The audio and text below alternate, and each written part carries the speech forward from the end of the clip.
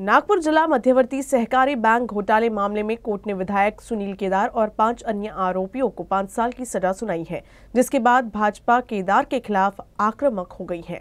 Court द्वारा सजा सुनाए जाने के तुरंत बाद आशीष देशमुख समेत अन्य भाजपा नेताओं ने विधायक सुनील केदार की सदस्यता रद्द करने की मांग की।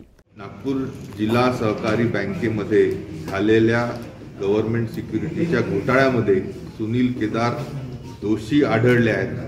या संदर्भाचा आजच न्यायालयाने निकाल दिला। त्यांचं सदस्यत्व रद्द करावं ही प्रमुखता मागणी मी सन्माननीय सभापती विधानसभा यांना नक्कीच करतोय। या घोटाळ्याच्या दोषींना न्याय देण्याचं काम न्यायालयाने केलं। सर्व नागपूर जिल्ह्यातील शेतकऱ्यांकडून नागरिकांकडून मी न्यायालयाचं मनपूर्वक आभार व्यक्त करतो। नागपूर जिल्हा सहकारी बँकेमध्ये सन 2002 साली जो 153 कोटीचा घोटाळा झाला होता, त्या संदर्भात आज न्यायालयाचा निकाल आलेला आहे।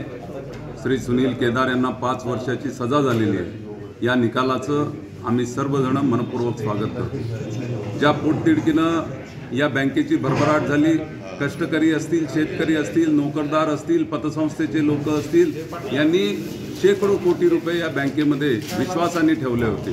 त्या विश्वासाला पूर्णपणे तडा देत गव्हर्नमेंट सिक्युरिटीज विकत न घेता 153 कोटी रुपये हे गबन करण्यात आले, त्याचं अपहरण करण्यात आलं आणि त्यामुळे हा अतिशय मोठा घोटाळा होता। पण गेल्या 20 वर्षापासून न्यायालयातील सगळ्या व्यवस्थेचा फायदा घेत त्या ठिकाणी मोठे मोठे वकील लावून पैशाच्या जोरावर त्या ठिकाणी ही न्यायालयीन लढाई ही प्रलंबित ठेवण्याचं काम श्री सुनील केदारांच्या माध्यमातून होत होतं।